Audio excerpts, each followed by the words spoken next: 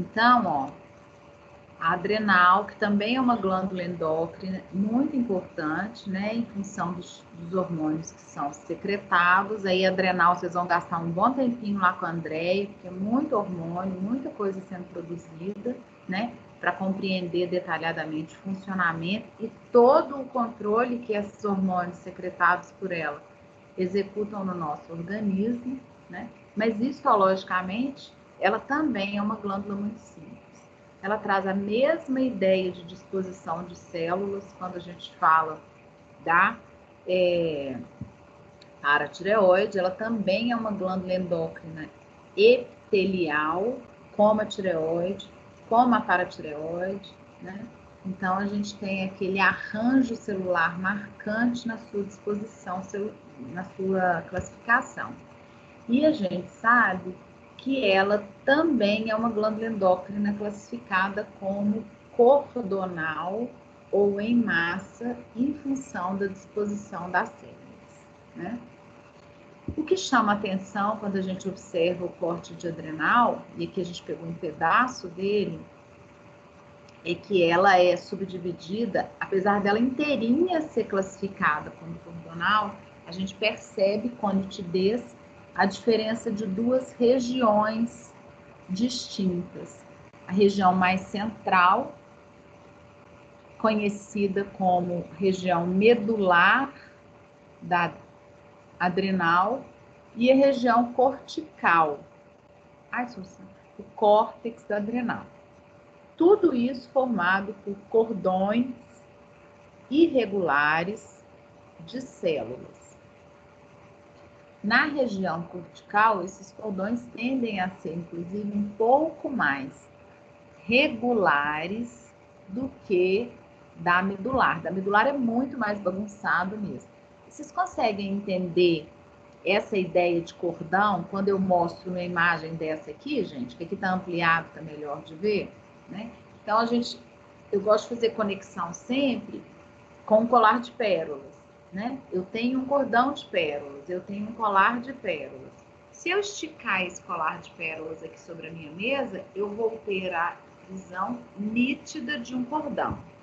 Agora, se eu pegar esse colar, embolar e colocar aqui na minha mão, ele não deixou de ser um cordão, só que eu perco a visualização de um cordão. A referência de um cordão modifica, porque ele passa a ser um colar, um cordão celular totalmente irregular, né?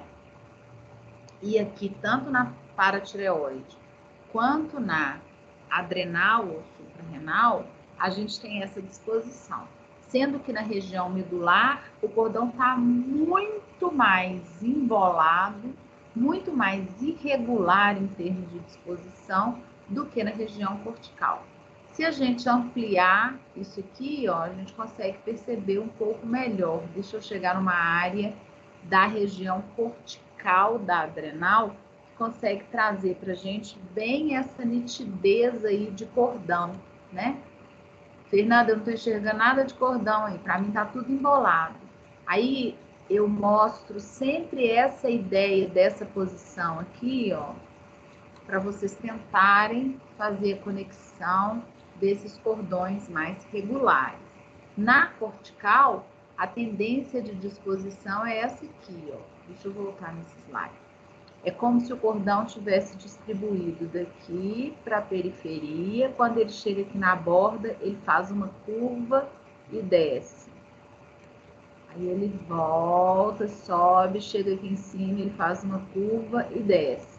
Então, nessa área cortical, a tendência da gente enxergar os cordões um pouco mais regulares é maior, né?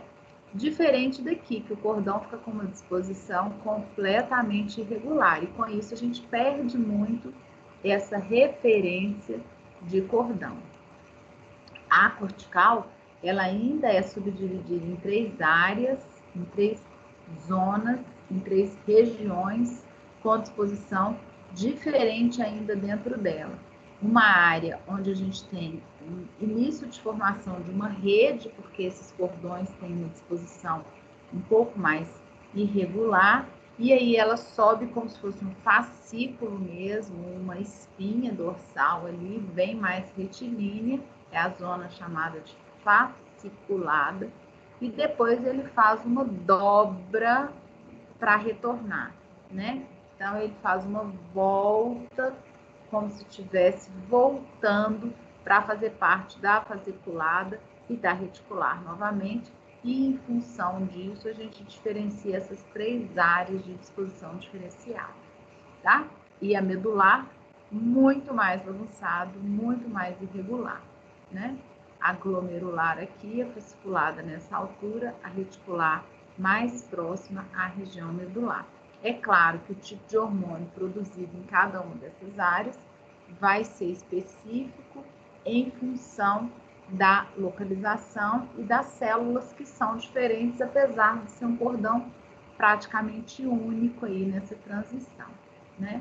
Aqui numa ampliação maior, exatamente essa região que a gente chama de glomerular, né, ou glomerulosa, que é onde faz a dobra lá em cima, bem próximo da cápsula da adrenal, que é formada por tecido conjuntivo denso ordenado. Essa área, que é a que a gente considera como zona fasciculada, né, que é onde os cordões estão mais retilíneos possível, e a zona reticular, já quase conectada e associada à zona medular, a região mais interna, então essa reticular aqui, que é onde a gente considera que já tem a formação de uma rede nessas células mesmo, né? E a gente vai conseguir perceber exatamente essa distinção de disposição e entre cortical e medular, que é a mais central, em função da disposição, fica muito desorganizada e a coloração mais clara na maioria das lâminas, tá? Então, é uma outra característica que a gente pode perceber e que vai ajudar nessa diferenciação, o padrão de cor, né? A medular diferencia da reticular, que diferencia da fasciculada, e aqui a glomerulosa nem está dando muita diferença, não. As células tendem a ficar um pouco maiores nessa região, tá certo? Vamos deixar para a gente falar dos hormônios produzidos pelas células na adrenal na próxima semana, porque o tempo já não está colaborando mais, e para a gente poder fazer uma associação direta. Mas vamos deixar bem claro aí que essa parte de adrenal eu não vou cobrar na prova, então, tá? Porque senão fica só um pedaço do conteúdo, né? Tá? E nem pâncreas. Pâncreas, na verdade, a gente até já falou, né? Ficou faltando foi adrenal mesmo, porque pâncreas a gente já tinha comentado, né? Lá na aula de digestório, a gente chegou a falar das células, da disposição, dos hormônios produzidos, não foi? Não falamos? Célula alfa, célula beta, receptores de insulina, de glucagon, de ilhota pancreática, mas a gente dá uma revisada aí na próxima aula. Acho que pâncreas pode cair, né, gente? Não pode? Pâncreas entra na glândula, como é que chama? As glândulas do sistema digestório, né, não? Exatamente. Eu acho que glândula, ele na prova, né? Porque eu só ia resgatar o que a gente já tinha estudado, tá? Então fica só a adrenal de fora. Professora, aí o portfólio vai até hoje ou espera para matéria depois da prova para pôr também? Aí fica a seu critério. Eu não vou exigir de vocês a adrenal lá na prova, no portfólio, não, apesar de que a portfólio vocês vão me entregar só na outra semana, né? Então tem que pôr. Vamos colocar que tem que pôr a adrenal também, porque vocês vão me entregar o portfólio só na outra semana, ainda vai ter uma aula minha específica só para vocês fazerem portfólio, terminar, né? Então dá tempo, não dá? Tá bom.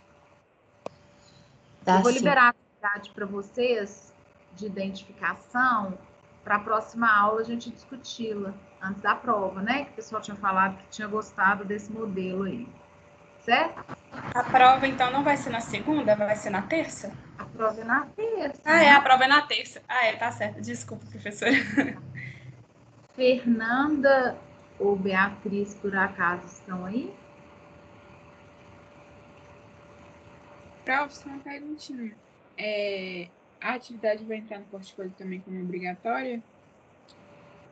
A atividade, nós vamos discutir ela na aula, então vocês já vão ter feito mesmo. A atividade, ela vai ser bem naquele modelo de buscar a lâmina e de identificação. Então, acaba que coloca no portfólio, né, que ajuda bem. Beleza. As meninas parecem que não estão aí. Alguém de vocês aí depois manda lá no grupo. Então, que só a Adrenal que não cai na prova, por favor, porque eu tinha escrito lá no chat na outra conferência, né? Pode ser? Júlia, Juan, Thaís, quem eu estou enxergando aqui que tá aí? Débora. Tá bom, professora. Vitória, me ajuda aí. Bota lá no grupo, por favor. Tá? Bárbara. Ok? Deixa eu baixar parar a gravação aqui. Eu não vou baixar essa lista de presenças agora não, né, gente? Porque senão depois eu não